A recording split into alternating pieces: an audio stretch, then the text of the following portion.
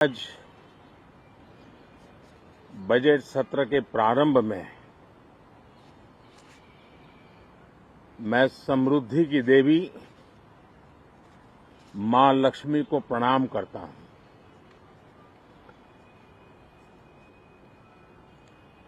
और ऐसे अवसर पर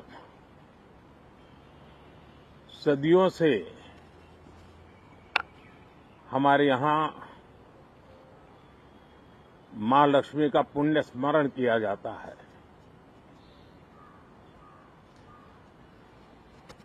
सिद्धि बुद्धि प्रदे देवी, सिद्धि बुद्धि प्रदे देवी, भुक्ति मुक्ति प्रदायिनी, भुक्ति मुक्ति प्रदायिनी,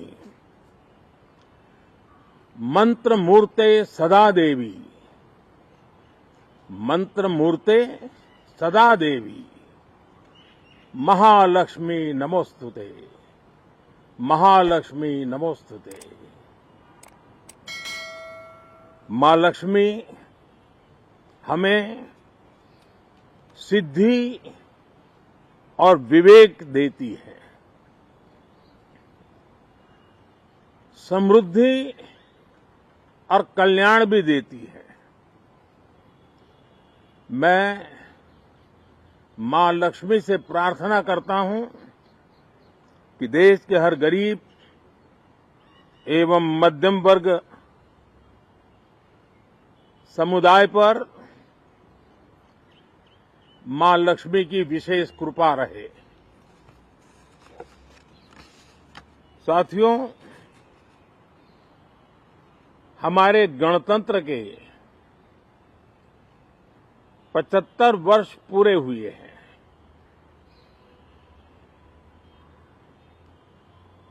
और ये हर देशवासी के लिए सर्वाधिक गौरवपूर्ण है और विश्व के लोकतांत्रिक जगत के लिए भी भारत का ये सामर्थ्य अपनी एक विशेष स्थान बनाता है। साथियों, ये देश की जनता ने मुझे तीसरी बार ये दायित्व दिया है और इस तीसरे कार्यकाल का ये पहला पूर्ण बजट है।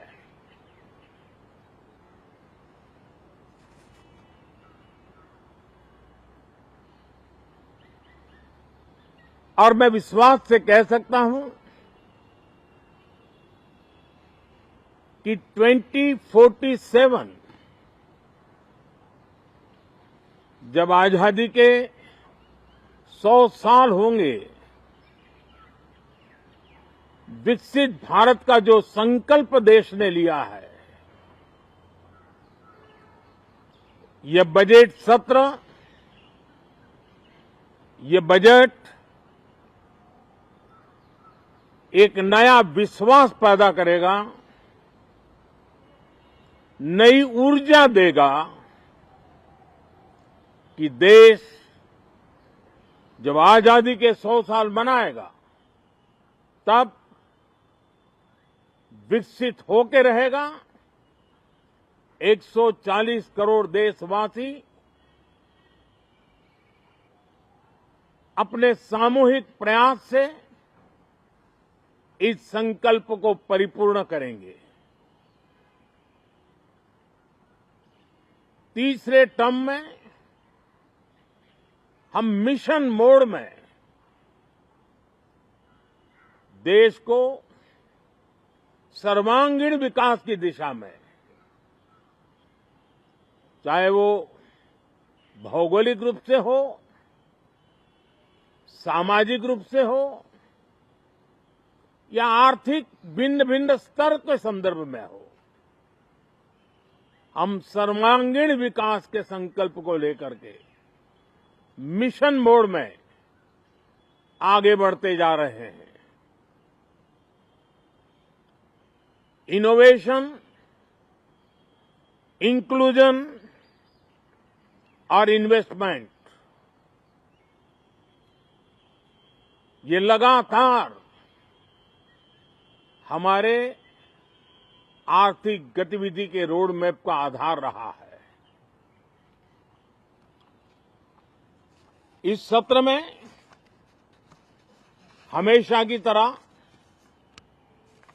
कई ऐतिहासिक बिल पर सदन को चर्चा होगी और व्यापक मंथन के साथ वो राष्ट्र की ताकत बढ़ाने का काम करने वाला कानून बनेंगे। विशेषकर नारी शक्ति के गौरव को पुनः प्रस्थापित करना, पंथ संप्रदाय के भेद से मुक्त होकर के हर नारी को सम्मानपूर्ण जीवन मिले, उसको भी समान अधिकार मिले, उस दिशा में इस सत्र में कई महत्वपूर्ण निर्णय लिए जाएंगे। Reform, perform and transform. जब विकास की तेज गति को प्राप्त करना होता है तो सबसे ज्यादा बल रिफॉर्म पर रहता है। राज्य और केंद्र सरकार ने मिलकर के परफॉर्म करना होता है और जन भागीदारी से हम ट्रांसफॉर्मेशन देख सकते हैं। हमारा युवा देश है, युवा शक्ति है और आज जो 20-25 साल की आयु के नौजवान हैं, जब वो 45-50 साल के होंगे तब वो विकसित भारत का सबसे बड़े बेनिफिशियरी होने वाले हैं। उम्र के उस पड़ाव पे होंगे, नीति निर्धारण की व्यवस्थाओं में उस जगह पे बैठे होंगे कि वे गर्व के साथ आजादी के बाद जो शताब्दी शुरू होगी, एक विकसित भारत के साथ आगे बढ़ेंगे। और इसलिए ये विकसित भारत के संकल्प की पूर्ति का प्रयास, ये अथाग मेहनत आज जो हमारे टीनेजर्स हैं, हमारी युवा पीढ़ी है, उनके लिए ये एक बहुत बड़ा तोहफा बनने वाली है। जो लोग 1930 में, 42 में आजादी के जंग में जुट गए थे, पूरी देश की युवा पीढ़ी खप गई थी आजादी के जंग में, और उसके फल 25 साल के बाद जो पीढ़ी आई उसको नसीब हुए। उस जंग में जो नौजवान थे उनको नसीब हुए। आजादी के पूर्व के वो 25 साल आजादी के जश्न मनाने का अवसर बना। वैसे ही ये 25 वर्ष समृद्ध भारत, विकसित भारत, ये संकल्प से सिद्धि और सिद्धि से शिखर तक पहुंचने का देशवासियों का इरादा। और इसलिए बजट सत्र में सभी सांसद विकसित भारत को मजबूती देने के लिए अपना योगदान देंगे।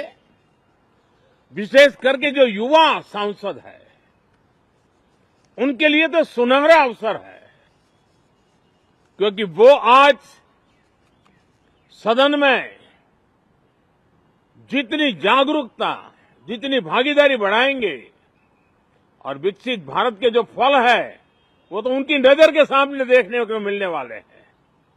और इसलिए युवा सांसदों के लिए एक अनमोल अवसर है। साथियों, मैं आशा करता हूं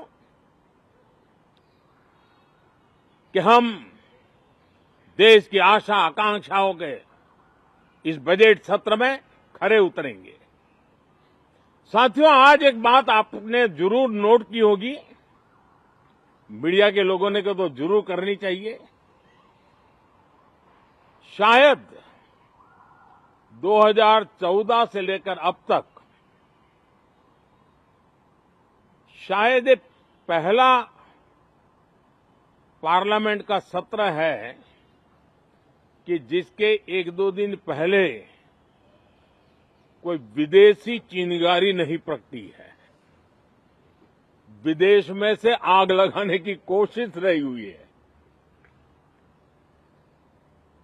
10 साल से 14 से देख रहा हूं, हर सत्र के पहले शरारत करने के लिए लोग तैयार बैठते थे और यहां उसको हवा देने वालों की कोई कमी नहीं है।